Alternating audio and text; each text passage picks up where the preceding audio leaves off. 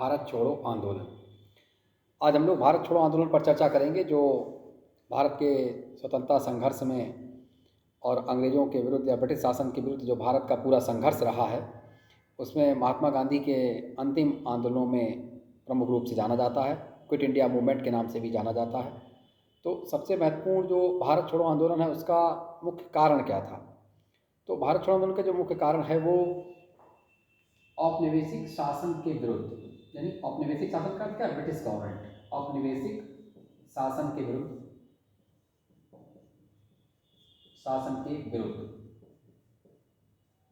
द्वितीय विश्व युद्ध के समय का, द्वितीय विश्व युद्ध यानी 1939 से 1945 का जो समय है वो द्वितीय विश्व युद्ध का माना जाता है, और 1942 भारत छोड़ो आंदोलन का वर्ष रहा है। तो औपनिवेशिक शासन के विरुद्ध द्वितीय विश्व युद्ध के समय जो भारतीय प्रतिक्रिया थी, के समय भारतीय प्रतिक्रिया भारत छोड़ो आंदोलन के रूप में हुई, और इसकी जो पृष्ठभूमि है काफ़ी पहले से तैयार हो रही थी, जहाँ पर अगस्त प्रस्ताव पर भी सहमति नहीं बन सकी थी। इसी प्रकार किस प्रस्ताव पर भी सहमति न बन पाना, और ब्रिटिश सरकार के द्वारा भारत को द्वितीय विश्व युद्ध में सम्मिलित होने की घोषणा अंतर्राष्ट्रीय परिदृश्य के संदर्भ में किया जाना। तो भारत छोड़ो आंदोलन द्वितीय विश्व युद्ध के समय भारतीयों की ब्रिटिश सरकार के प्रति क्या थी, महत्वपूर्ण एक प्रतिक्रिया थी, और इसका मुख्य कारण यही माना जाता है कि द्वितीय विश्व युद्ध के समय भारतीयों को विश्व युद्ध में शामिल किया हुआ माना जाना और घोषणा किया जाना, और इसके संदर्भ में कांग्रेस से कोई विचार विमर्श न किया जाना है।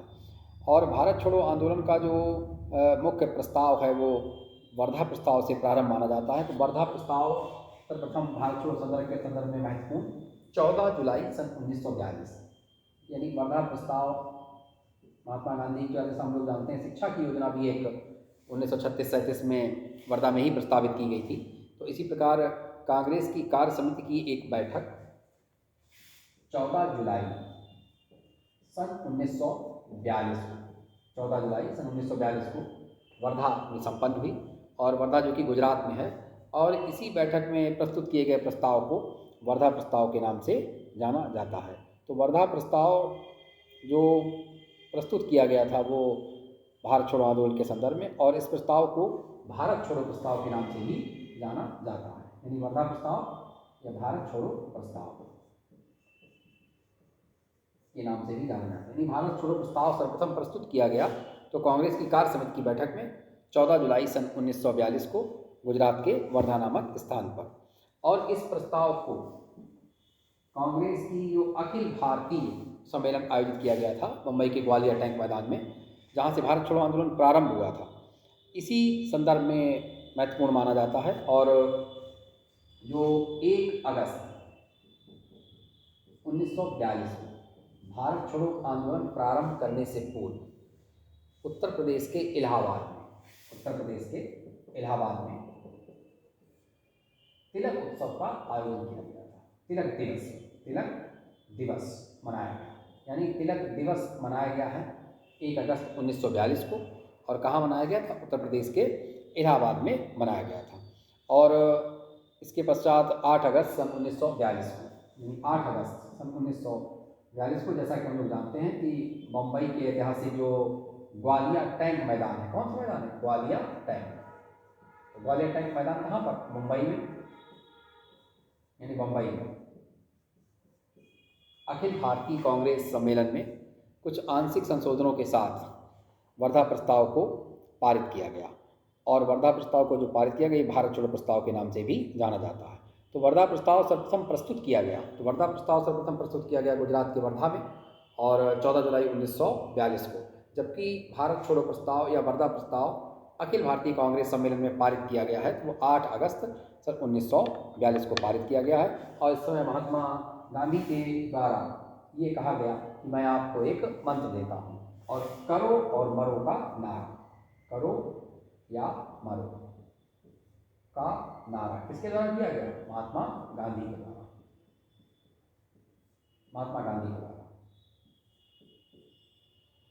करो या मरो का नारा दिया गया महात्मा गांधी के द्वारा। इसी समय जवाहरलाल नेहरू ने भी कहा था कि हम दुधारी तलवार का प्रयोग करने जा रहे हैं, हम आग से खेलने जा रहे हैं, और इसकी चोट हम पर उल्टी भी पड़ सकती है। यानी भारत छोड़ो आंदोलन के समय ही महात्मा गांधी के द्वारा करो या मरो का नारा दिया गया और जवाहरलाल नेहरू के द्वारा कहा गया कि हम दुधारी तलवार का प्रयोग करने जा रहे हैं, हम आग से खेलने जा रहे हैं और इसकी चोट हम पर उल्टी भी पड़ सकती है।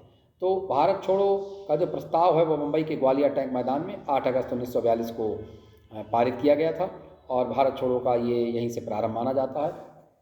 और इसी के साथ ही 9 अगस्त सन 1942 यानी भारत छोड़ो आंदोलन के प्रारंभ होने के अगले दिन 9 अगस्त सन 1942 को ब्रिटिश सरकार के द्वारा ऑपरेशन जीरो आवर, महत्वपूर्ण प्रश्न कई परीक्षाओं पर बन चुका है, ऑपरेशन जीरो आवर के तहत कांग्रेस के बड़े नेताओं को गिरफ्तार किया गया। तो ब्रिटिश सरकार के द्वारा ऑपरेशन जीरो आवर चलाया गया है किस आंदोलन के विरोध में, तो भारत छोड़ो आंदोलन के विरोध में। और ऑपरेशन जीरो आवर के तहत ही ब्रिटिश सरकार ने कांग्रेस के बड़े बड़े नेताओं को गिरफ्तार किया और उन्हें गिरफ्तार करके अलग अलग जेलों में या अलग अलग स्थानों पर कैद किया गया, जिनमें से कुछ प्रमुख जिनका परीक्षा में प्रश्न रहता है, महात्मा गांधी,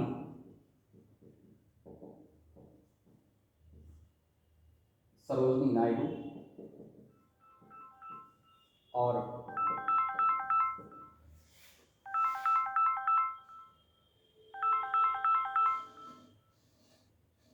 सरोजिनी नायडू एवं कस्तूरबा गांधी। कस्तूरबा गांधी इनको रखा गया था आगा खां पैलेस। कहाँ रखा गया था? आगा खां पैलेस, जो पूना में स्थित है, वहाँ रखा गया था। आगा खां पैलेस या महल कह सकते हैं, पूना में रखा गया। तो महात्मा गांधी, सरोजिनी नायडू और कस्तूरबा गांधी को आगा खां पैलेस पूना में रखा गया, जबकि राजेंद्र प्रसाद को बांकीपुरा जेल बिहार में। राजेंद्र प्रसाद को कहाँ रखा गया था? राजेंद्र प्रसाद बांकीपुरा जेल में रखा गया। और इसी प्रकार पंडित जवाहरलाल नेहरू को